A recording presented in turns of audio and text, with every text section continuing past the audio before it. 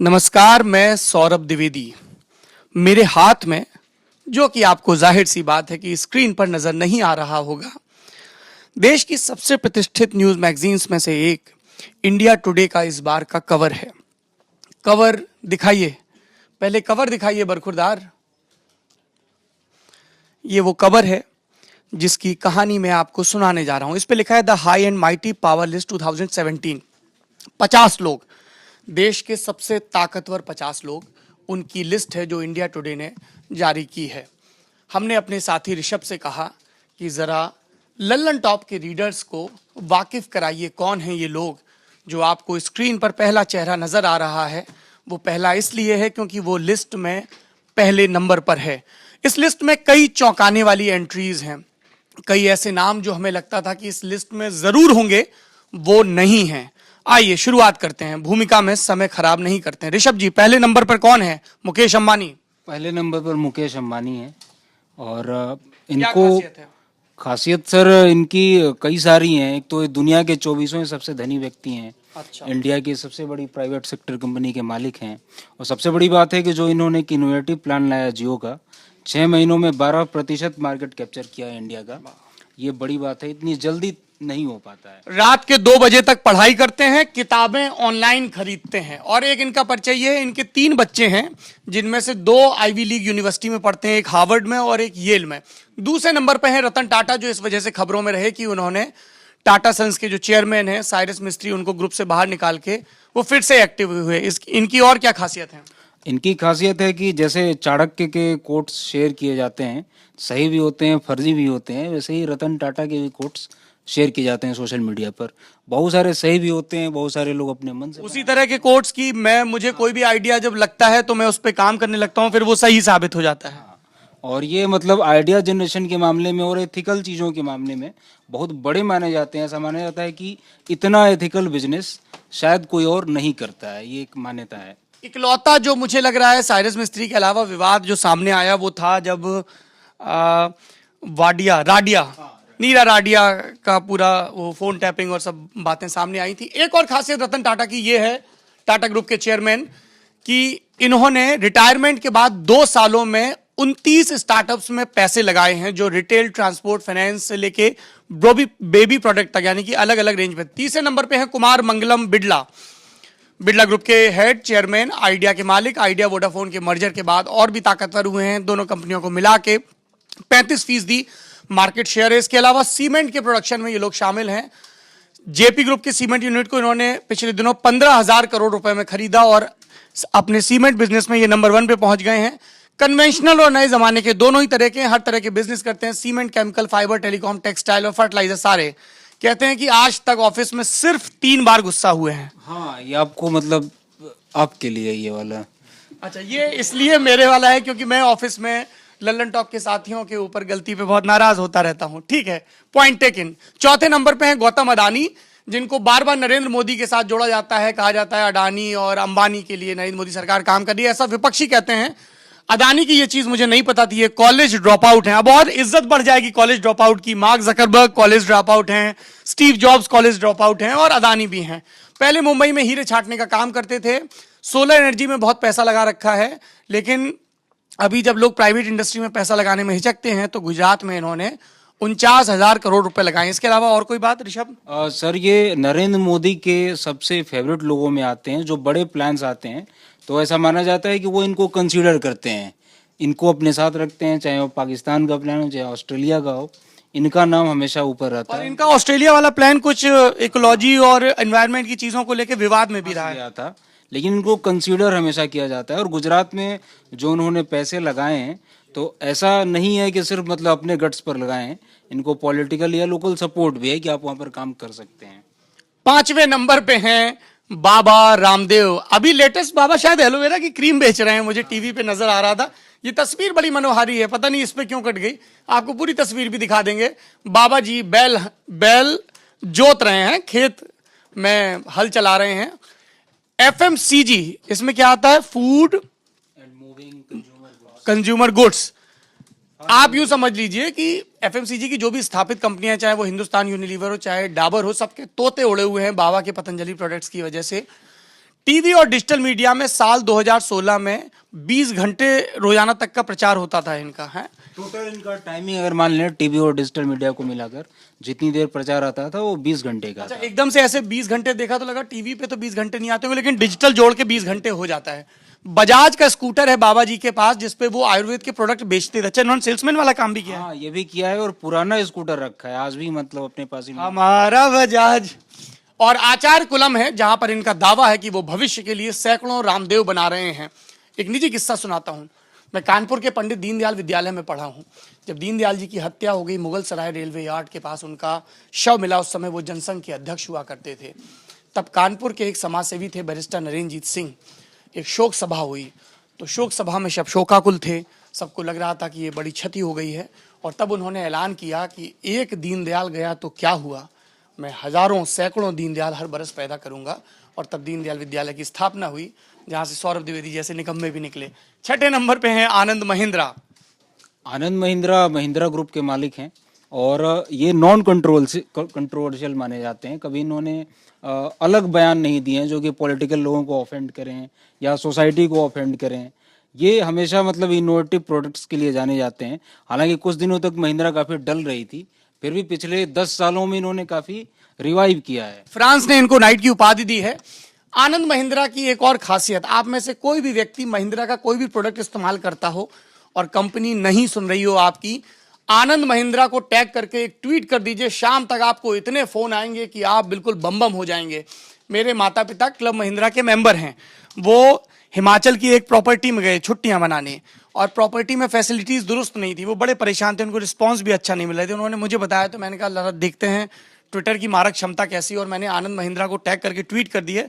शाम तक ऋषभ जी मेरे पास 5 लोगों के फोन आए, resort manager, club manager, zone manager, north India के मैनेजर।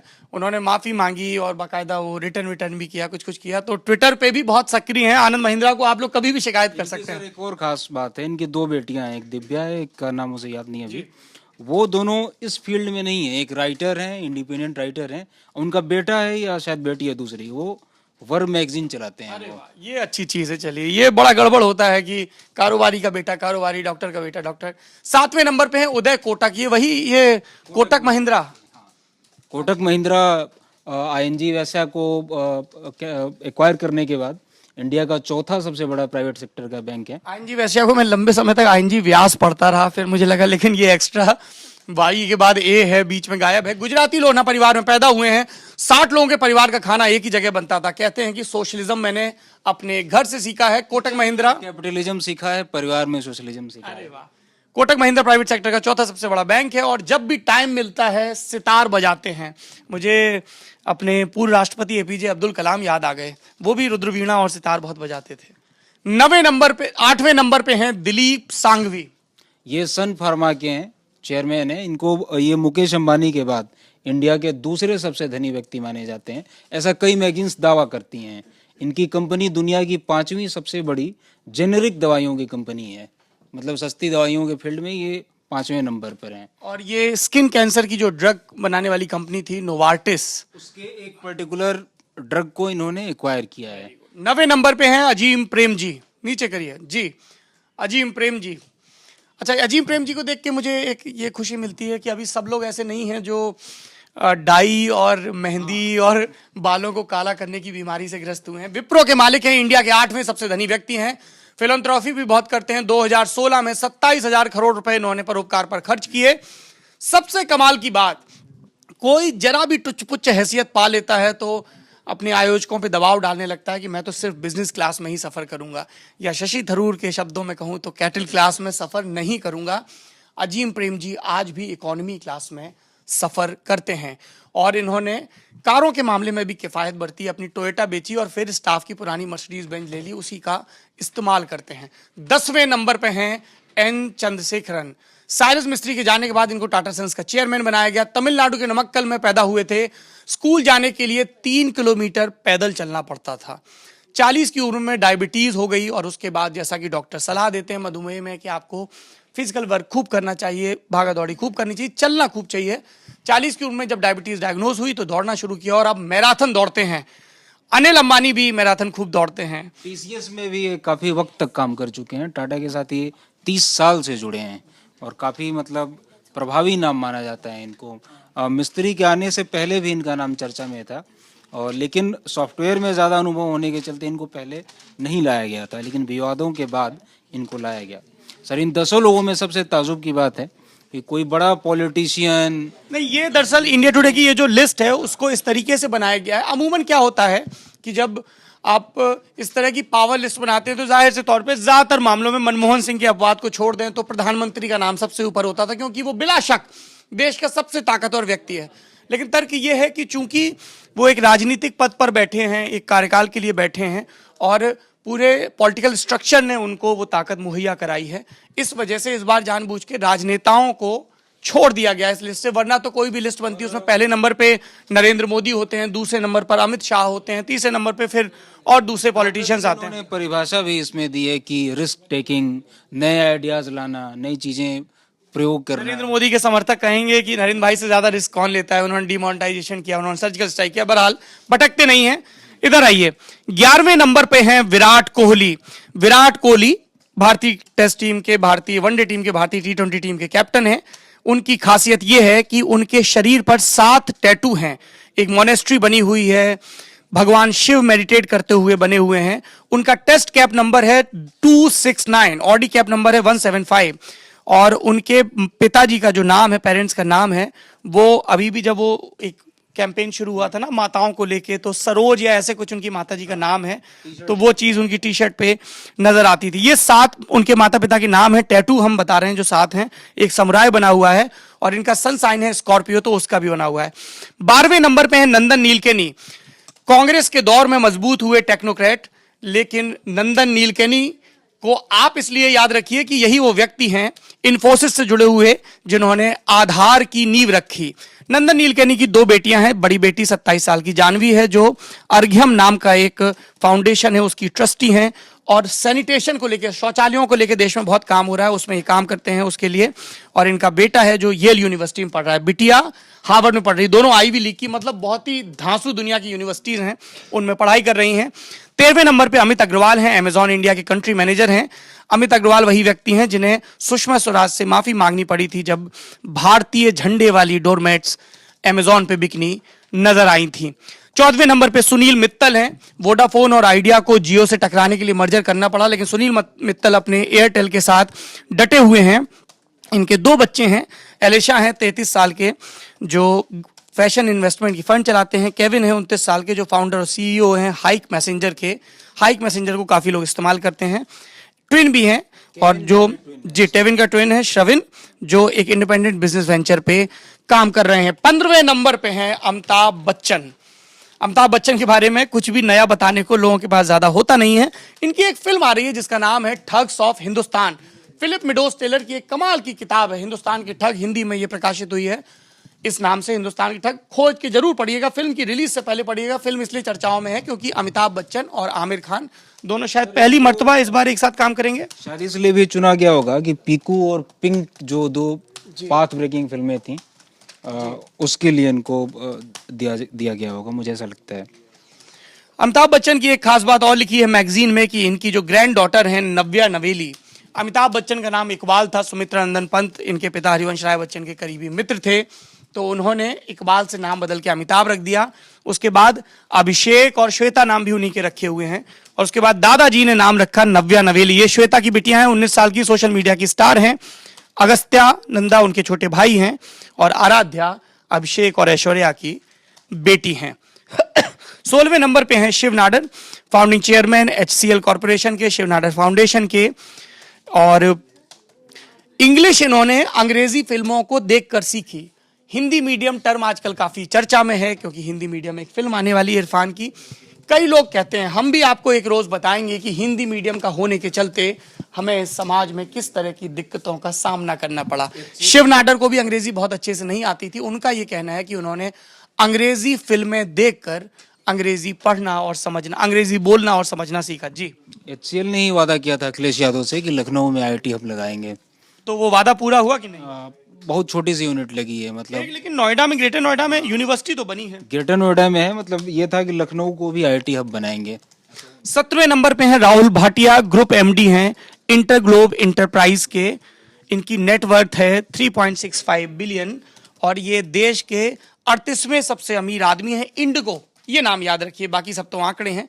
इंडिगो के मुखिया हैं और इनकी खासियत ये है कि ये काम को बहुत बांटते हैं, सारी ताकतें अपने पास नहीं रखते हैं। ये नरेंद्र मोदी के लिए भी एक सबक हो सकता है क्या?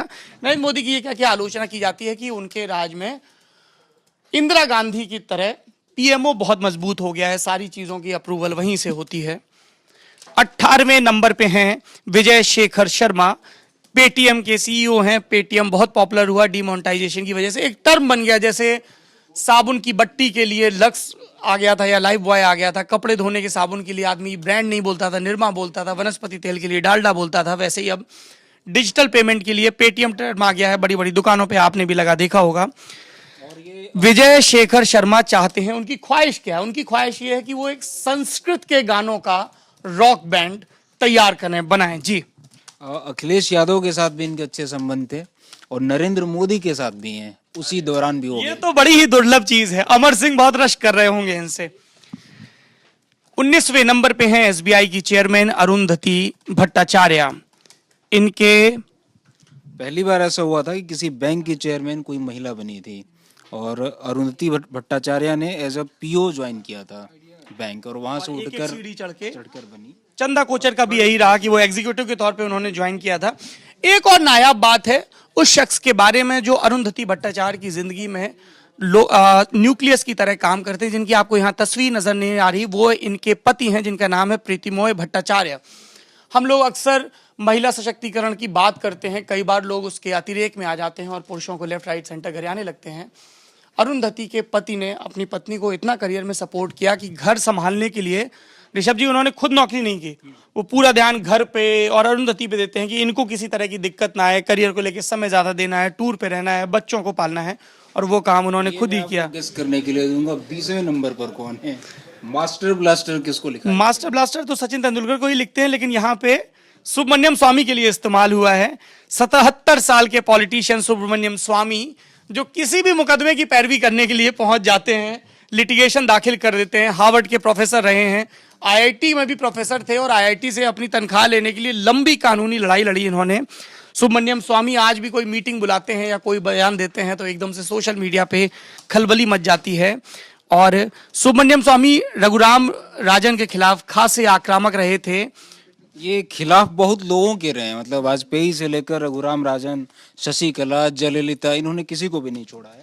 2 बेटियां हैं सुब्रमण्यम स्वामी की, गीतांजलि स्वामी जो कि आईटी प्रोफेशनल हैं और सुहासिनी हैदर देश की मशहूर पत्रकार हैं, पहले टीवी मीडिया में थी, आजकल द हिंदू अखबार के साथ जुड़ी हुई हैं। जी, आप कुछ कह रहे थे? हाँ सर, इनको राजनीति में राहु केतु की तरह माना जाता है, जिसके पीछे लग जाते हैं उसको। मैंने एक व्यक्तिगत मुलाकात में पूछा स्वामी साहब से कि आपको हर पॉलिटिशियन के इतने राज कैसे पता होते हैं, तो बोले मैंने बाहर पढ़ाया है, यहाँ पर सर्विसेज में मेरे कई मित्र हैं जो, और उनको ये भरोसा है कि यदि वो कोई राज कोई गड़बड़ी बताएंगे तो उन पर आंच नहीं आएगी और ये आदमी उनके तरफ से पूरी कानूनी लड़ाई लड़ेगा, इसलिए उन्हें लगता है या वो कहते हैं कि उन्हें सबके राज पता होते हैं।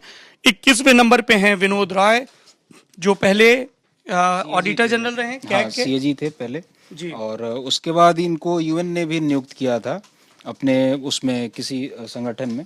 कमाल की बात यह है कि विनोद राय की कैग की जांच से 2G घोटाला और कोयला घोटाला सामने आए, बड़े बड़े जीरो, मुझे ध्यान है इंडियन एक्सप्रेस ने सारे जीरो बना दिए थे कि इतने करोड़ का घोटाला हुआ है। और जब ये स्टूडेंट थे तो प्रोफेसर डॉक्टर मनमोहन सिंह इनके टीचर थे और मनमोहन सिंह की ही राजनीति को सबसे ज्यादा नुकसान पहुंचा।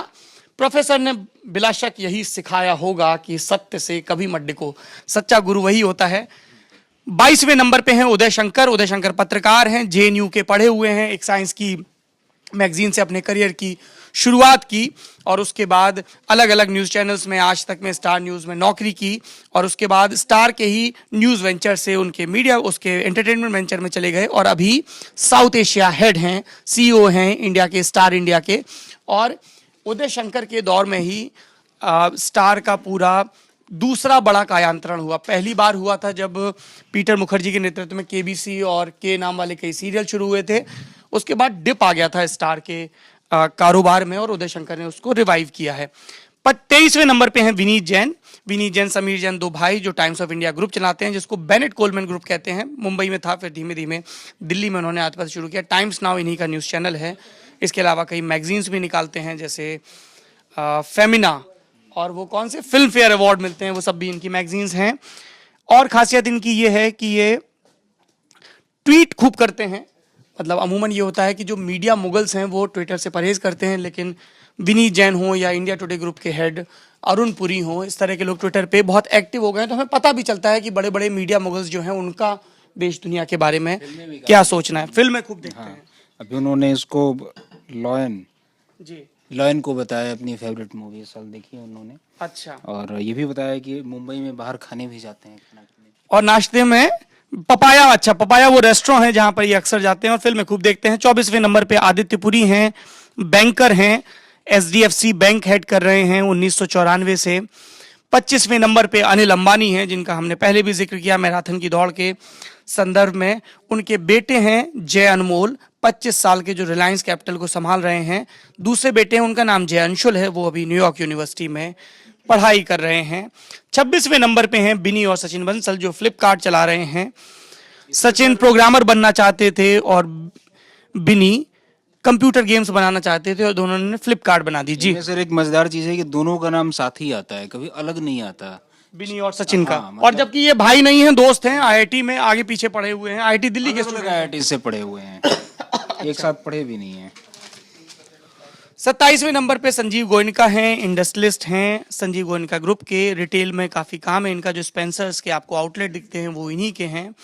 और ये सरकार और ममता बनर्जी के बीच के एक बड़े और सफल मध्यस्थ माने जाते हैं। विराट कोहली के बहुत बड़े फैन हैं और इनकी आगे की पॉकेट में हमेशा बालाजी भगवान की तस्वीर नजर आती है। 28वें नंबर का नाम मुझे बहुत चौंकाने वाला लग रहा है, नीता अंबानी। एंटरप्रेन्योर हैं इनके, मैं आजकल ऐड देख रहा हूँ कि जिसमें बता रहे हैं कि रिलायंस फाउंडेशन कई स्कूली बच्चों की पढ़ाई करवा रहा है। सुपर वुमेन कहा गया है इनको। 205 मिलियन फैन हैं जिन्होंने आईएसएल देखा है और रिलायंस फाउंडेशन चलाती हैं। इसके अलावा रिलायंस इंडस्ट्रीज के भी कई बोर्ड में सर इनके स्पोर्टिंग दीवा लिखा गया है, मतलब क्योंकि खेलों में इन्होंने काफी निवेश किया। और ये अच्छी चीज भी है, अगर बड़े कॉर्पोरेट घराने खेलों में आएंगे तो खेलों का विकास और अच्छे तरीके से होगा। 29वें नंबर पे हैं सबका भाई सलमान भाई। सलमान भाई की एक बड़ी इरिटेटिंग आदत बता रहे थे मुंबई के डायरेक्टर। बोले यार वो बिल्कुल एकदम, कई बार लगता है ऐसे दरबार सजा है, भाई खुश हो गया तो भाई ने उतार के घड़ी दे दी। अरे पूछ तो लो सामने वाले को कुछ चाहिए भी है आपसे कि नहीं है। और सलमान 10 लाख की। और अभी इनकी ट्यूबलाइट फिल्म आने वाली है और टाइगर जिंदा है। बहुत सारे मीम भी बने हैं, टाइगर जिंदा है, टाइगर पॉटी करने गया है, टाइगर खाना खा रहा है, टाइगर के खाने में नमक कम है। 30वें नंबर पे एस गुरुमूर्ति हैं, चार्टर्ड अकाउंटेंट हैं, स्वदेशी जागरण मंच के को कन्वीनर हैं, आरएसएस के एक बड़े आइडियोलॉग माने जाते हैं एस गुरुमूर्ति। लो प्रोफाइल रखते हैं, मेड इन इंडिया कार हमेशा इस्तेमाल करते हैं। 31वें नंबर पे सुभाष चंद्रा, जो बहुत ही चमत्कारिक ढंग से राज्यसभा का चुनाव जीते और जिससे हरियाणा में कांग्रेस की सिर फुट अव्वल भी सामने आ गई। एसएल ग्रुप के मालिक हैं, जी का पूरा बिजनेस एम्पायर इनका है, डिश टीवी के भी मालिक हैं। और कहते हैं कि रात में कभी भी ये अपने अलग अलग चैनलों के मुखिया को, खासतौर पे न्यूज़ चैनलों के मुखिया को कभी भी कॉल कर देते हैं, क्योंकि इनका फलसफा ये है कि मैं रात की कोई उलझन या रात का कोई सवाल अपने जहन में लेके क्यों सोऊं, तो रात में ही पूछ लेता हूं और फिर फुर्सत से सोता हूं। के सूत्र भी बताते हैं जो कि काफी पॉपुलर है लोगों में, काफी पॉपुलर हैं।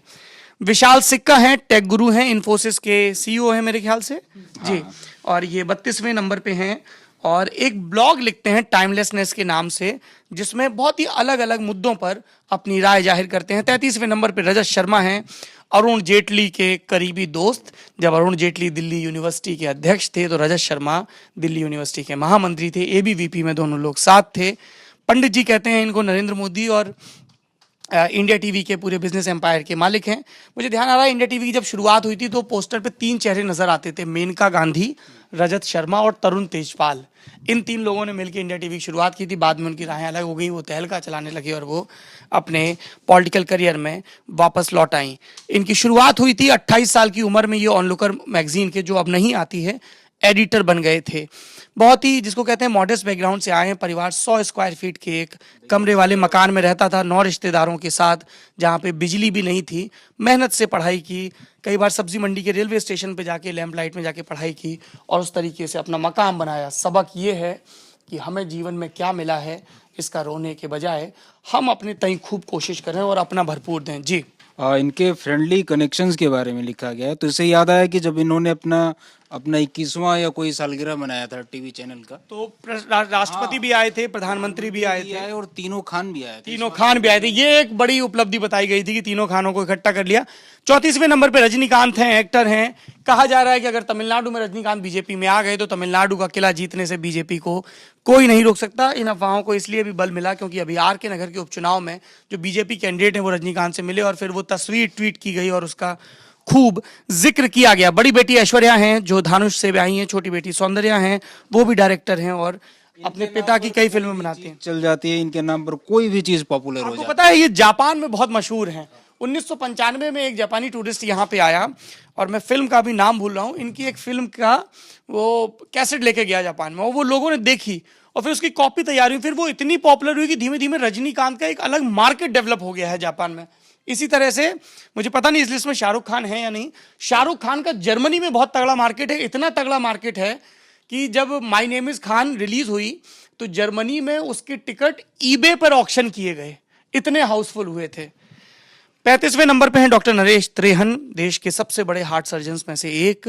मेदांता चलाते हैं, सस्ता इलाज करवाते हैं और हार्ट के लिए बहुत बड़े वो सर्जन माने जाते हैं। उसका सस्ता इलाज इतना करते हैं कि विदेशों से भी लोग यहाँ पर आते हैं, अमेरिका से भी लोग आते हैं यहाँ पर ऑपरेशन कराने के लिए। चलिए ये तो अच्छी चीज है। 36वें नंबर पे हमारी प्यारी, हमारी लाडली, हमारे देश का गौरव और हम चाहते हैं कि हमारे देश की बेटियां ऐसे ही तरक्की करें। पीवी सिंधु हैं जिन्होंने वर्ल्ड रैंकिंग में दूसरा स्थान हासिल किया है। अभी इंडियन ओपन में उन्होंने फाइनल में स्पेन की अपनी प्रतिद्वंदी को हराया जिनसे ये फाइनल में हारी थी। इनके माता पिता वॉलीबॉल खेल चुके हैं, आंध्र प्रदेश को स्टेट लेवल के प्लेयर रहे, नेशनल खेले हैं, स्टेट को उन्होंने रिप्रेजेंट किया है। बैडमिंटन खेलने के अलावा इनको स्विमिंग बहुत पसंद है। स्विमिंग आप भी करिए, गर्मियाँ आ गई हैं, it's a very good cardio exercise, keeps you fit. और चीज है इनके साथ, ये कोई टोटका नहीं करती हैं। आमतौर पर खिलाड़ी काफी टोटके करते हैं, कोई बैट पहले रखेगा, कोई अंडरवियर नहीं चेंज करेगा, वही पहन के खेलेगा। अंडरवियर नहीं चेंज करेगा। 37वें नंबर पे अमित जैन हैं। अमित जैन उबर के इंडिया और साउथ एशिया के प्रेसिडेंट हैं।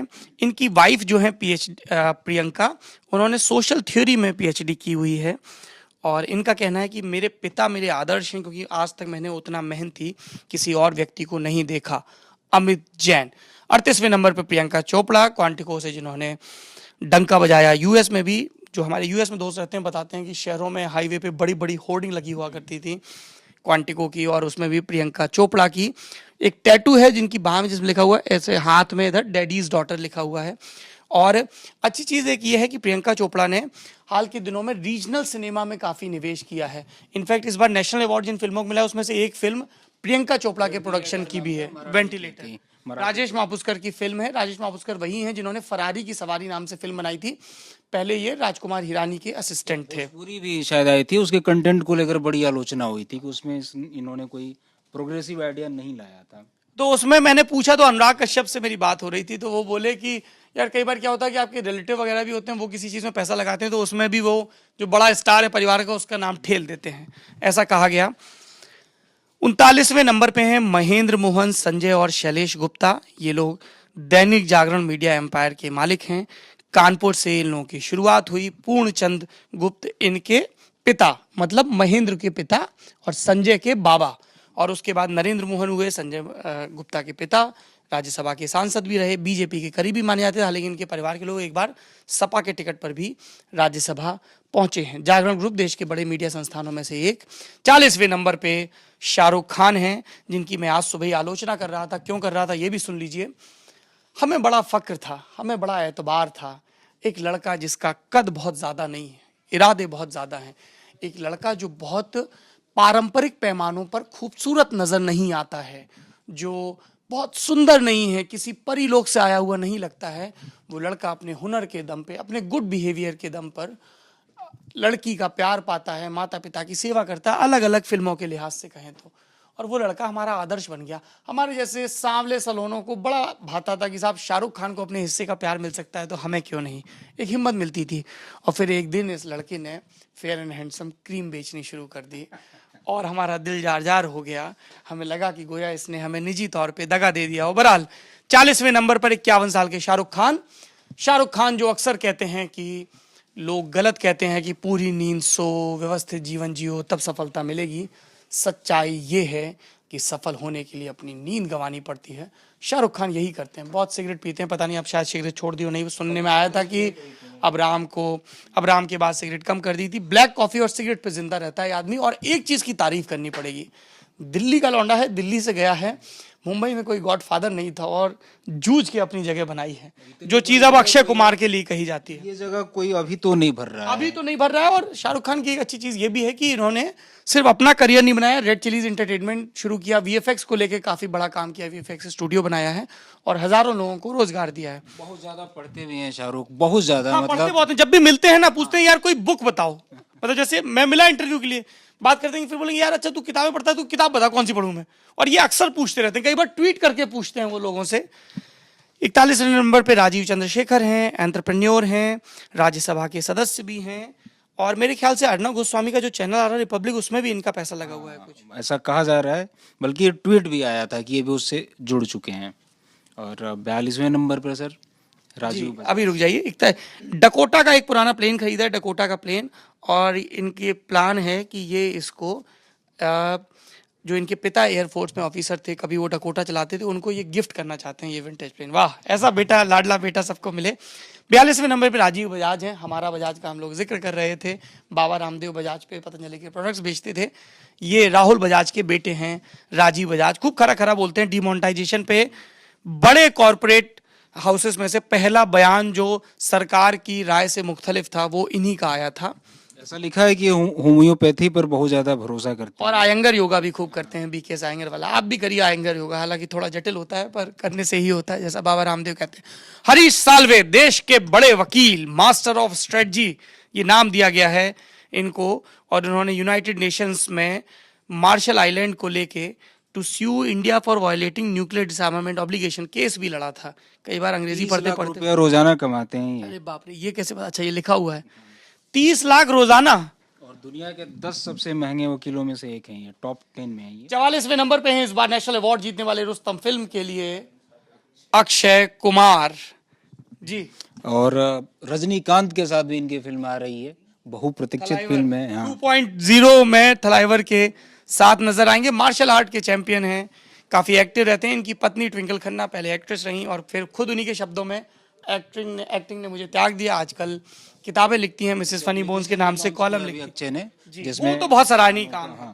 जवानों का पैसे कहना है कि जब मैंने ये देखा किसी डॉक्यूमेंट्री में कि जिहाद के नाम पे जो गुमराह हुए लड़के आतंकवादी बन जाते हैं और मर जाते हैं, उनकी फंडिंग के लिए ऐसे ऐप टाइप की व्यवस्था थी। और उसको देख के मुझे ख्याल आया कि देखिए, आतंकवादियों के लिए फंडिंग व्यवस्था है, लेकिन इन आतंकवादियों से देश को बचाते हुए जो जवान से शहीद होते हैं उनकी फंडिंग के लिए नहीं है। तब उन्होंने ये ऐप लॉन्च और की। सर इनकी फिटनेस, मतलब इतनी फिटनेस है कि लोग रश करें इस एज में भी। ये सुनने में आता है कि कभी ये 400 सीढ़ियां चढ़ गए। हाँ, हमने सुना है कि वैष्णो देवी के बड़े भक्त हैं और बिल्कुल पैरों घुटनों जाते थे। 14 साल का बेटा है आरव, वो भी मार्शल आर्ट का चैंपियन है, ब्लैक बेल्ट धारी है। और 45वें नंबर पे हैं कमल हसन, एक्टर हैं, आजकल कई गैर फिल्मी वजहों से भी विवाद में रहते हैं। अभी इनका श्रीलंका जाना भी टल गया। हाँ, हमेशा हर मुद्दे पर बोलते रहते हैं, चाहे वो गोहत्या को लेकर हो, जलीकट्टू को लेकर हो, रिलीजन को लेकर हो। तमिल ब्राह्मण परिवार में पैदा हुए लेकिन खुद को घोषित तौर पे नास्तिक बताते हैं। ये भी बड़े साहस का काम है। मैं अभी आधा नास्तिक हुआ हूं तो मुझे पता है कितना साहस चाहिए पूरे नास्तिक होने के लिए। 40वें नंबर पे हैं मनीष सबरवाल, चेयरमैन हैं टीम लीज सर्विसेज के। नेशनल स्किल डेवलपमेंट मिशन के मेंबर भी हैं। ये मतलब सरकार का है ये, उसमें इनको नॉमिनेट किया गया है। हफ्ते में एक किताब पूरी पढ़ लेते हैं। लल्लन टॉप के न्यूज रूम के लोग भी इस बात को गौर से सुने। इतना व्यस्त आदमी भी किताबें पढ़ लेता है और ये कम वक्त किताबें पढ़ने का समय नहीं निकालते हैं। एक और खास काम ये करते हैं कि अपने घर पे महीने में एक बार एक ऑथर को बुलाते हैं और उसके साथ और भी साथियों को बुला के चर्चा करते हैं। राजस्थान में जो लेबर रिफॉर्म्स हुए थे उसमें भी इनका नाम था। ये भी सजेस्ट इन्होंने ही किया था वसुंधरा राजे सिंधिया को। 47वें नंबर पर आमिर खान है। आमिर खान के बारे में एक दिलचस्प बात यह लिखी हुई है कि हम लोग अक्सर कहते हैं कोई हमारा दोस्त दारू पीने में अच्छी कैपेसिटी रखता है तो हम लोग कहते हैं कि ड्रिंक्स लाइक अ फिश, वो मछली की तरह पीता है, पता ही नहीं चलता है। इनके दोस्त है कुणाल कपूर, जिन्होंने बताया कि आमिर खान की ड्रिंकिंग कैपेसिटी फिश नहीं वेल की तरह है।